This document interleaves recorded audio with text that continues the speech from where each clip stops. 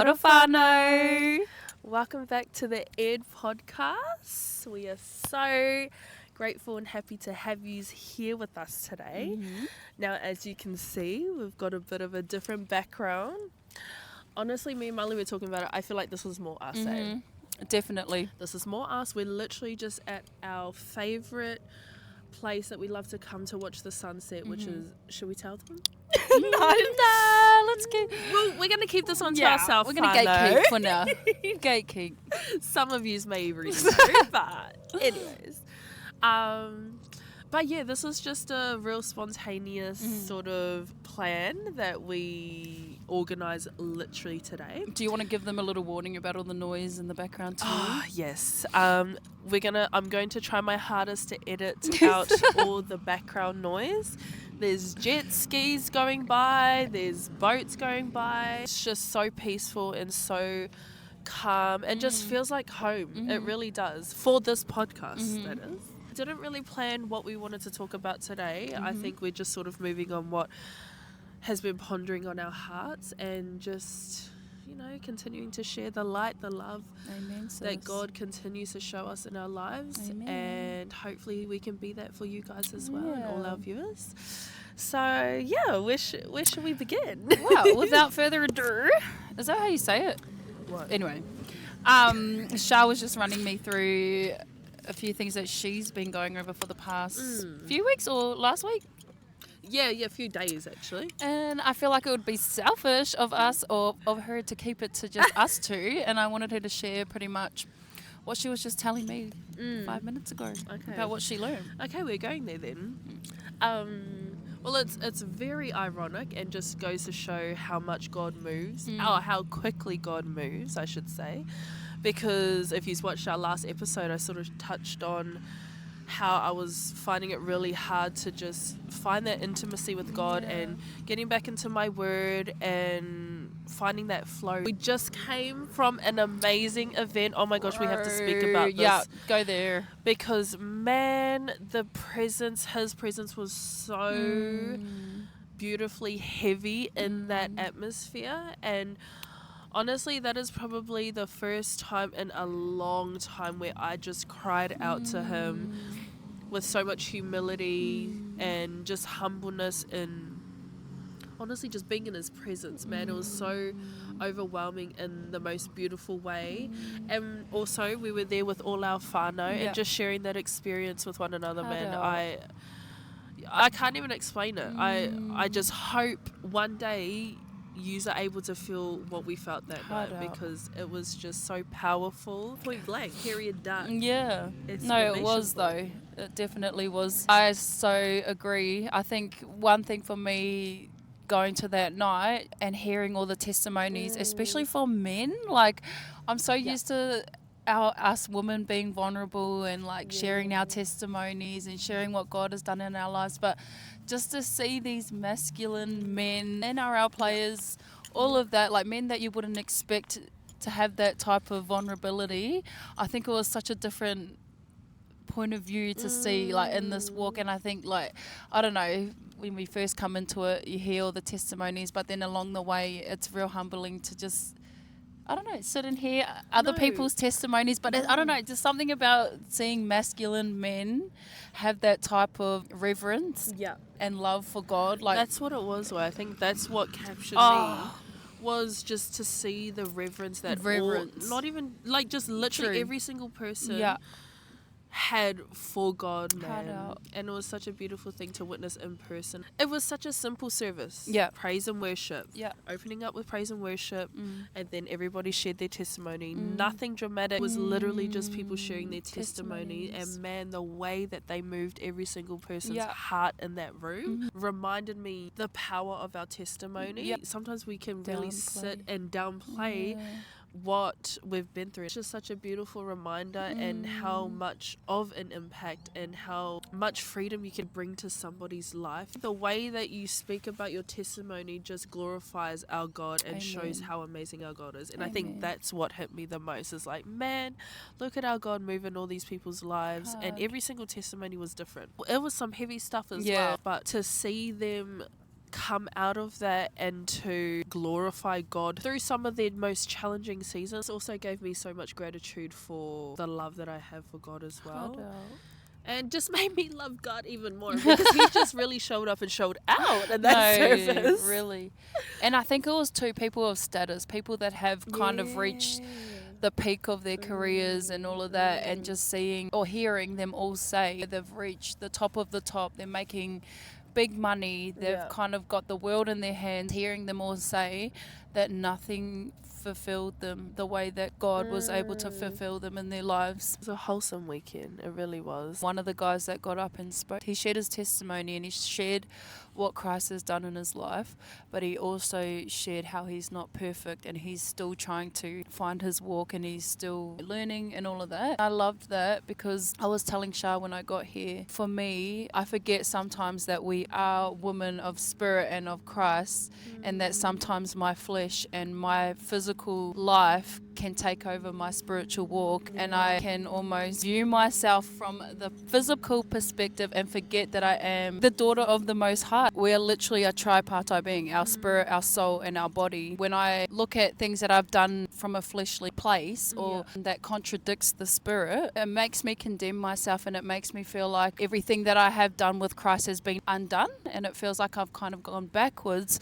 Whereas one thing I'm learning is that no, although your flesh sometimes takes over and you do make mistakes in the physical, that does not represent your spiritual life, because the spirit is always perfect and God is always perfect, and just because the flesh sometimes takes over doesn't mean that it disqualifies you in the presence of God. And so I think I've just been in this place where I'm trying to keep up with, get back into routine, get back to what you know all of this, but then now I'm learning it's like, no, you need to learn that your soul and your spirit are trying to learn how to live together. So you need to find balance in your life that's not constantly trying to strive after perfection, but just being okay with being imperfect and not constantly trying to live up to perfection. I think you were saying earlier, like being okay with the mistakes that you make, but also having humility and grace to pull yourself up when there is moments of weakness or when you have fallen short, how quickly it is for you to clock yourself and come back to what you know. Self-awareness, eh? But I don't know if this was like a quote or something. I can remember somebody saying the most foolish man is somebody who isn't aware of their behaviour. Oh, that's so good. I love that. Which is so true. And it's scary too, honestly, especially being in a place where I've been that person. So unaware. That is probably the most scariest place to be for me, where I'm not submitted under God for correction or under anybody around you that carries that love for you to just keep you in line. We talked about this like in a private conversation. We get into a place where we just want to seek that intimacy with just you and him, where we isolate ourselves and forget that's what I do. The importance of fellowship. That is what I do. Why it's so important is because we obviously get familiar with the way that we act, the way that we think, and it is actually like a neurological thing that you get stuck in your own habits and your own thinking patterns. That is actually a thing. Like a science behind it that we do actually do. I know exactly what that is? No. Research so it. Don't ask Go me. Research. Google. Google it. ChatGPT. I'm not Google. That is why it's so important to be amongst like-minded people who are going to correct you in a manner, not to criticize you or to put you down because they love you. It's just being able to have conversations like that. Yeah. If you have people around you that love you, that try to bring correction into your life and you reject it, like I 100% believe that you're making it harder for even God to come in and like reveal himself to you, because God just, he is Himothy, honestly. Himothy, because when we come together and sort of just, like, how's your week been? Is there anything that has been sitting on your spirit that we want to speak about, blah, blah, blah. Not that it's exactly the same, but it always aligns in some way. So you talking about that imperfectness. I've literally been in the book of Matthew, and this is just in the first chapter, and trying to understand the time and who Matthew was talking to and just the theological context around it. That's my approach when it comes to my Bible studies, right? The sun went down, so we had to make do with what we have. But why is this like, this is a vibe. It's giving cute, you know? We're currently in the back of Mum's boot, but the show must go on, and we are going to continue to talk about our God and how good he is. Amen. So, clock that. I was just sharing with Mylie, learning about Matthew and even just the way God constructs things so precisely and so specifically, where he can literally, what did you say? He's touching every aspect of... Like, he knew that there were going to be so many different stories and everyone's life come from so many different backgrounds that I feel like he chose men that would be mostly relatable to everyone's life to make it known. I qualify the called. He qualified the unqualified. Absolutely. I was just sharing with her what I sort of learned, even just a little background on Matthew. So Matthew was obviously one of Jesus's 12 disciples who was a tax collector.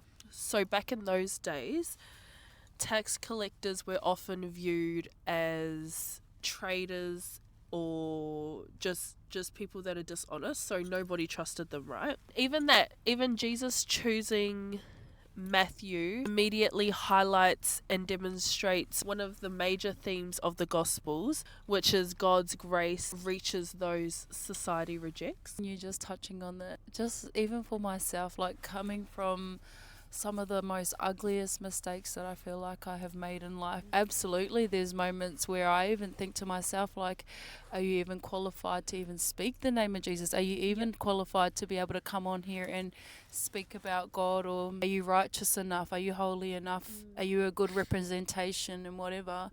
And I can absolutely say that my past and some of my decisions contradict the heck out of my walk with Christ. These little reminders about the men and the women in the Bible that were so far from perfect. Just the grace of God and the mercy of God to use them in their imperfect nature as a reminder for us today, even for myself personally. Like, that is so, like you said, so grateful for that, because in a world that likes to remind you of your mistakes, in a world that likes to hold you to your mistakes or to your past and thinks that nobody can grow or nobody can change, I'm so glad that when you come to Christ, there is room for change. There is room for growth. There is room for your mistakes, but there is mercy and grace that is sufficient enough to cover all of that.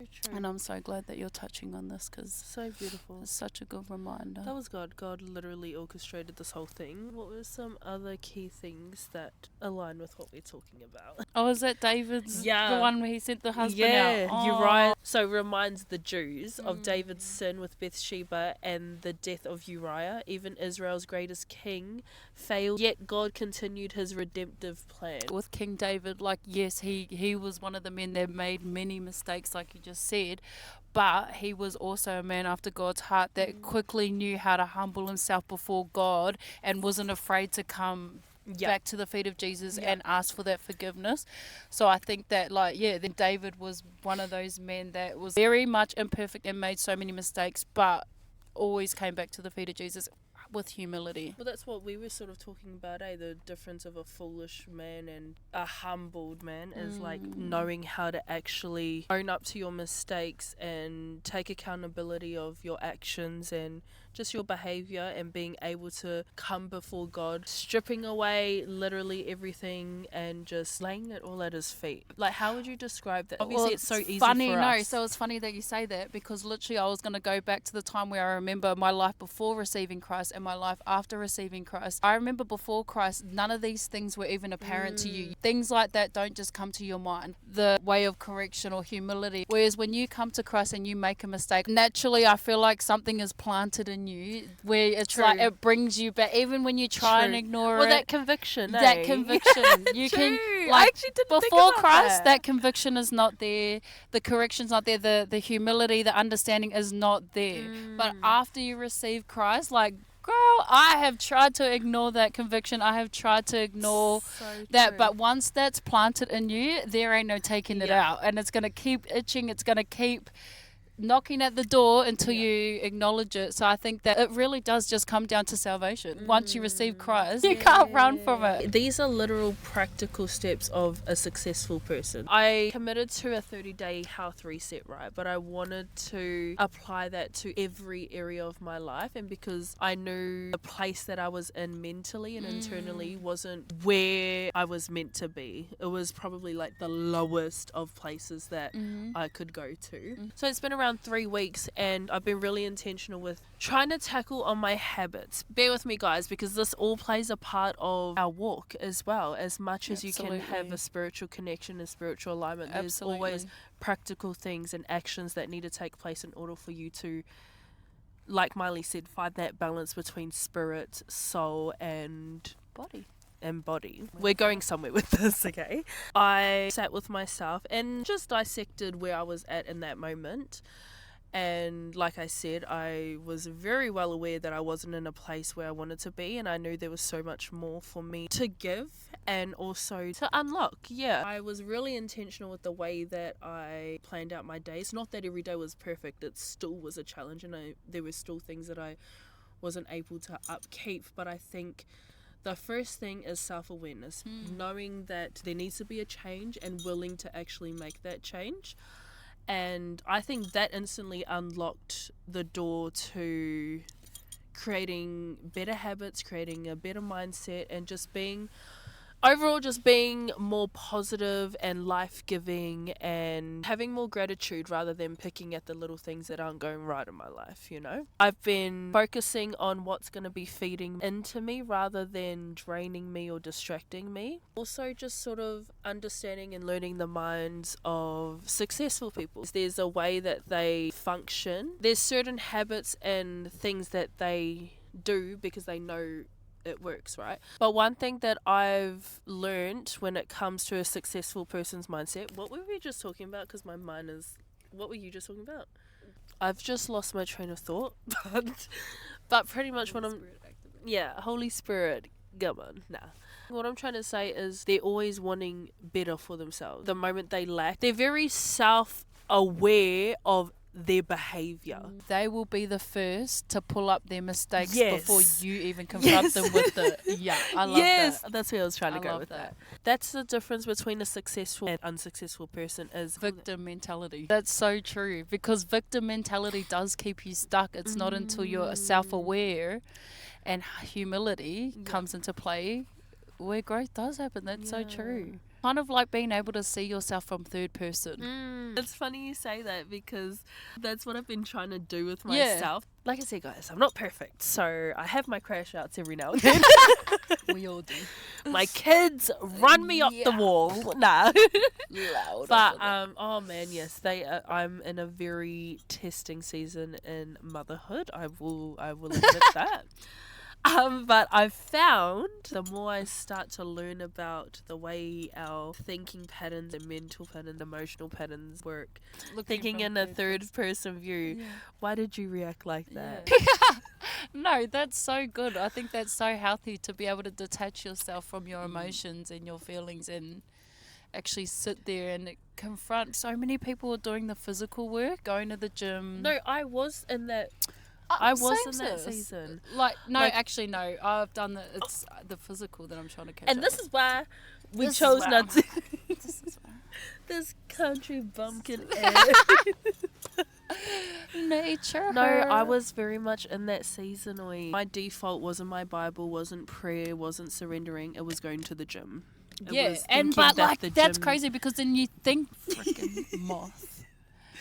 No, that's cool that you touched on that because you think that you're doing the work by doing something physical, because I thought I was like, going to the gym, got your meal prep, all of that, and like it still doesn't feel right when that's all you're doing. It's still like, I feel like that stuff is so important. So important to do those things. Physically, you have to have structure, you have to have routine. Everyone's doing the physical, but where's the internal work? It may even be because some people don't know how to do that, because I didn't know how to do that until I was willing to learn about how other people do it. So if this is sort of like a prompting for you to deepen your understanding on your internal world, that's one way to start.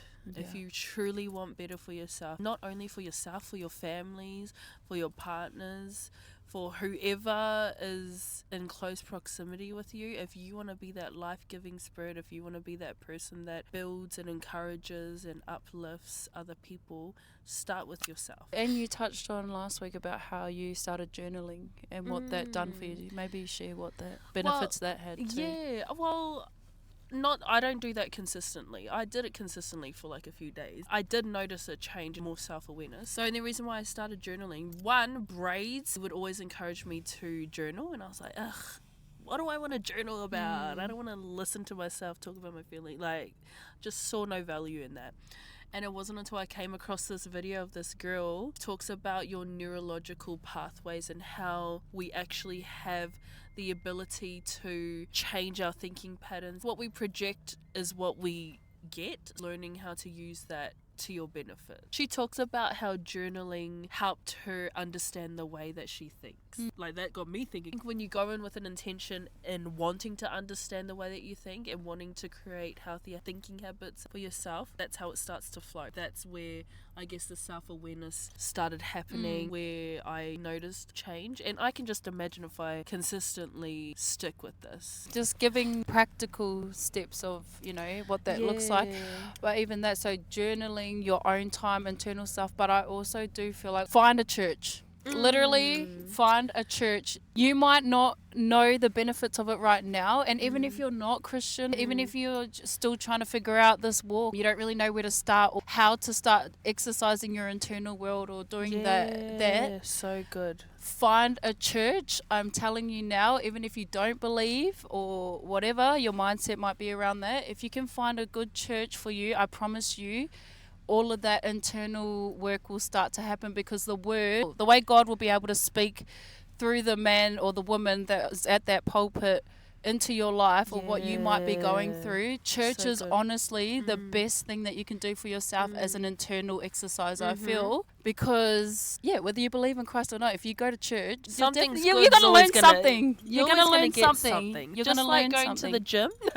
Just like going to the gym, and you know that feeling and those endorphins, the high after a workout, that's literally church. Yeah, it is. Yeah, we've encouraged journaling, all of those things. Do feel like church is a big thing. If you can find a church near you and start going to church, I 100% believe that the internal work can start to happen even just with that. Yeah, so good. I love that one. We're really just touching on a lot of things. I love it. Yeah. This is how podcasts are supposed to go. This is how we wanted it to go. We just wanted to talk and just chat, and whatever that looks like, sounds like, that's what it's giving. Literally. So, yeah, I'm really loving this. And I feel like we're both just flowing a lot more effortlessly. Because if you've sat in a room where we are recording, the amount of crickets, the amount of but this one I feel good. I think even just the atmosphere and our new setting, it's just very peaceful. I love it. Is. Even like me and Char were talking, I think it was last week, and she was kind of telling me how, she had spent time with God and just kind of asked for more clarity of what her gifts are, what her function is, and like what that looks like what she was truly sent here to do. What does her purpose look like? How does all the things that she's gone through in her life align to her purpose, and how she's supposed to use that? And she was just sharing, like reading out what she had wrote down and everything that she had got from spending time with God and the revelation that she got. And I was like, I was so happy and so proud of her, because I think I told you like maybe last year how I had that moment with God, and just like the clarity and the surety that you gain from that revelation is so literally like life-changing. Yeah.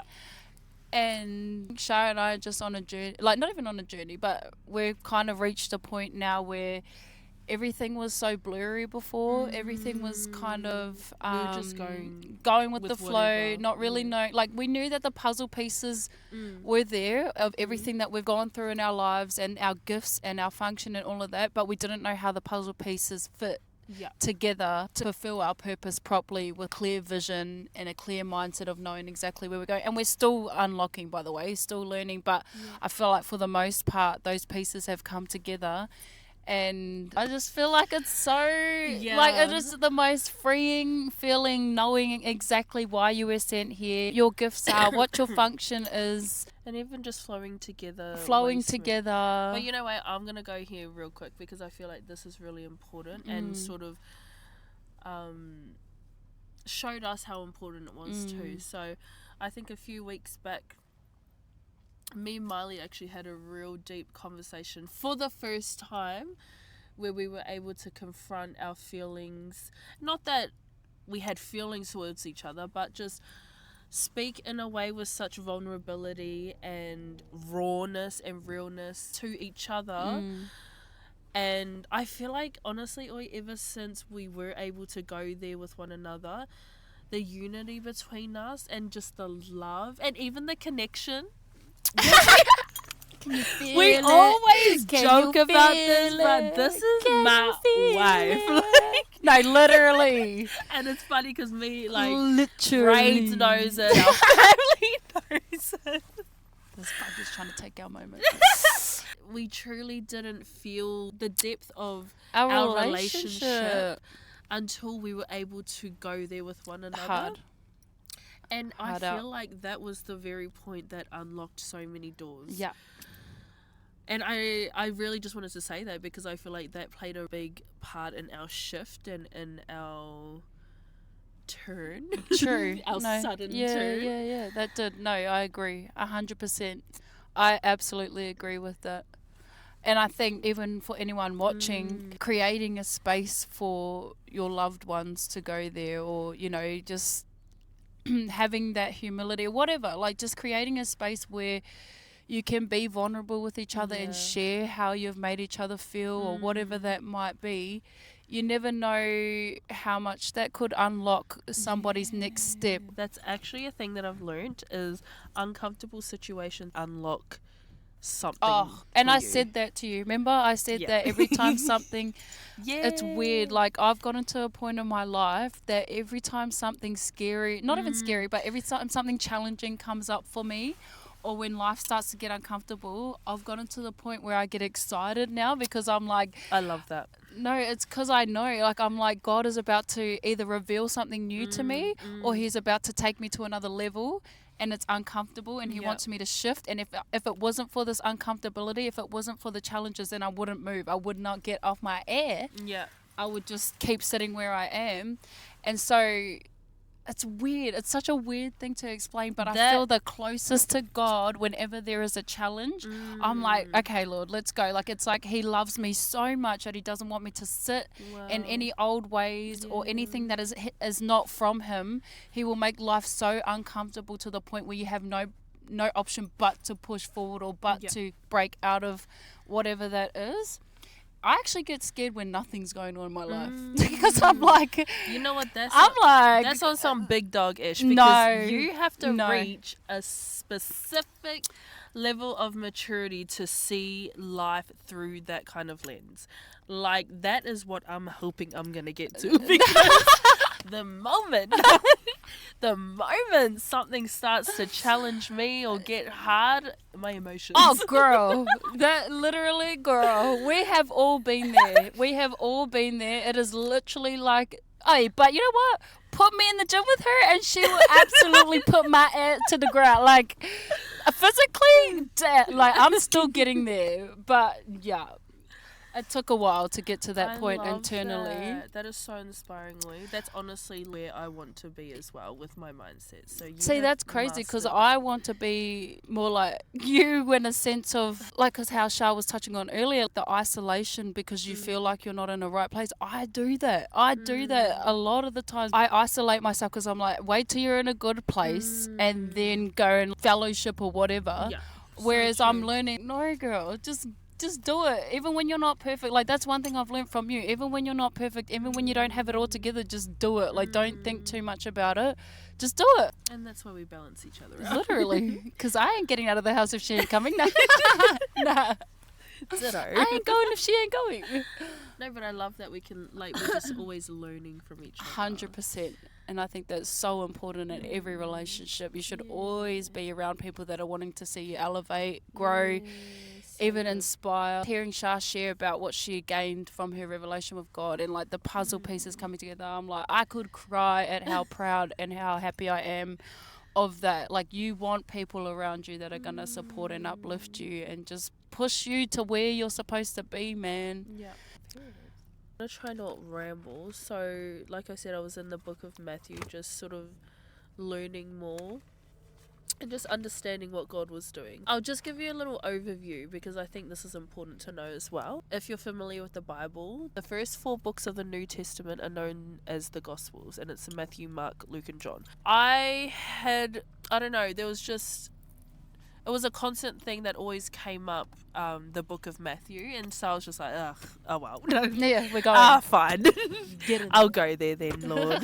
I ended up going to the book of Matthew, and what I learnt was, obviously the Bible categorizes Matthew, Mark, Luke, and John as the Gospels, but why? That was my first question. Gospel just means good news.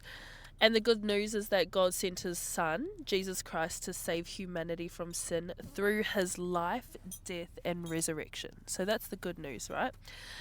And the first 4 books of the New Testament are called the Gospels because they tell the story of Jesus and announce that good news.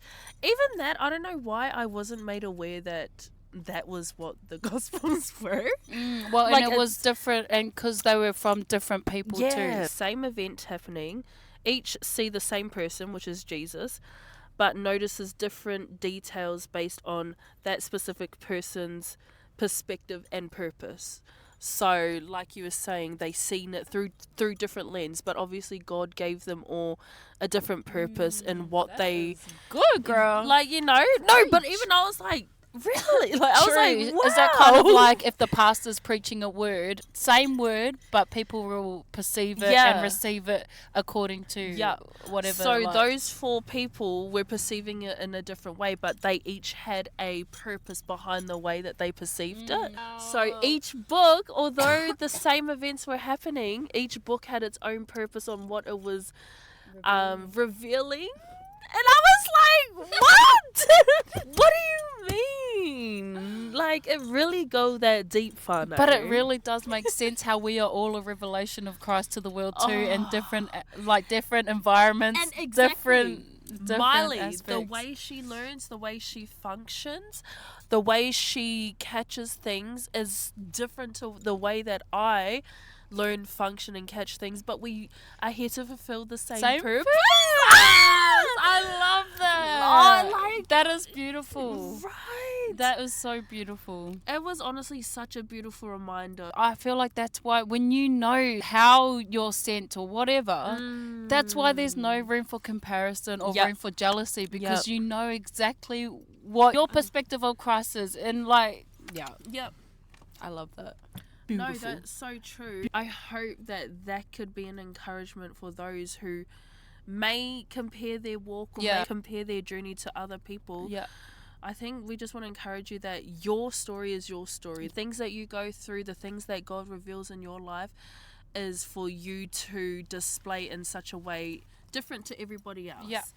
And being okay with that, because God made us so unique that we have the power, and there's so much room for everybody to share their gifts and everybody to share their revelation and their knowledge as well, because we all have the same purpose. Absolutely. Like there's always room for different minds and different functions. So don't ever think that the way someone else functions and you can't do that is like they're better than you because you can't do that. Like, no, God has specifically written your story and has called you for a specific thing. It's just you need to tap into that. Yeah, so good. And when Mylie shared with me that God gave her a clear vision, made me think, damn, like, okay, how do I do that? You have to start thinking like that. You need to start being practical with it. Start working with God rather than against and feel intimidated or feel like you're less than. And not getting your revelation from people around you, because then it's kind of a disservice and a dishonor to God for everything that he's taken you through in your life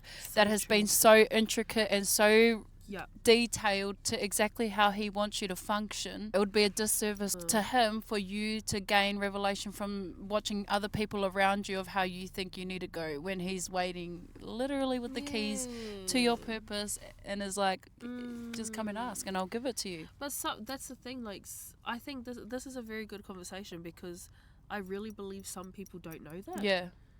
I really believe, like, there's like a mindset out there somewhere that thinks that everybody has to do the same thing. True. Like, our purpose is the same, to spread the gospel, spread the good news and save souls. Yeah. But the way you function and do that, and even the way you edify it, like, we're all different. And we do that in different ways. Yeah, it's a journey too in finding that. Like, we've been in this walk for a while. Yeah. Like, literally just last year was when the full picture and clear vision Hers was last year, mine was a few weeks ago. No, but like, we're only just coming into that season where it's like everything is clearer now. Last year, but what's this doing with it? And that's another thing. That's a whole nother thing. Is that the revelation is given to you and the vision is given to you, but then what are you doing with it? Like, so that's a whole nother thing as well. The vision and all of that can be planted, but then it's like you have to also action it as well. So that's where I'm at the point where I'm like, okay, girl, don't just sit and be so complacent with that. Move on it. And But hey, we got here in the inferno. It's a journey. We never take that lightly. It is a journey. Yeah. I hope that we're giving practical tools that you guys can gain in order to hopefully get to this step quicker than we learn from us. Please learn from us. Well, shall we end off with a word of encouragement? Yeah, you go first. That was you. Yeah. Go, sis. I'm just going to share a scripture, and this is from James chapter 1, verse 6 to 8, and it reads, "But let him ask in faith with no doubting, for he who doubts is like a wave of sea, driven and tossed by the wind. For let not that man suppose that he will receive anything from the Lord. He is a double-minded man, unstable in all his ways."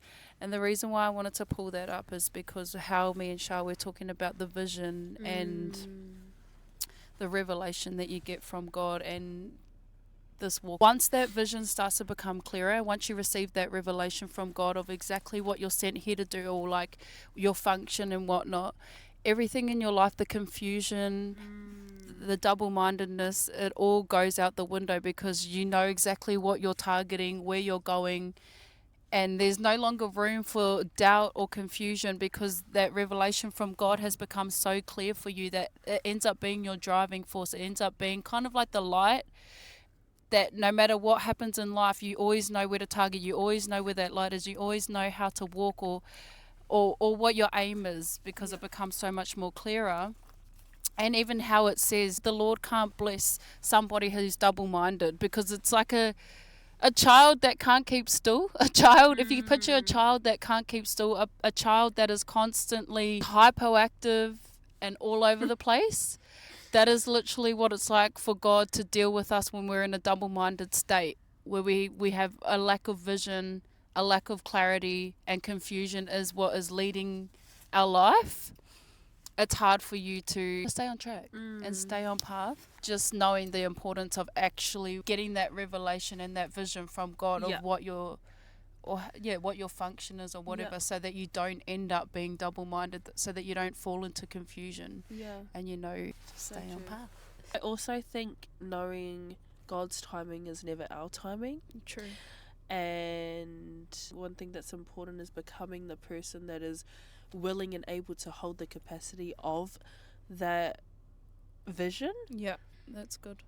Because why would God give you something if you can't maintain it? Well, yeah, pretty much like Mylie said, God gave her this vision, but because it was sat on and there was no action put towards it, I guess the results showed in just the way that we function. It's easy to get distracted. It's easy to give into temptation. Our internal world plays a very big part in the way that we function and the way that we can carry out our purpose.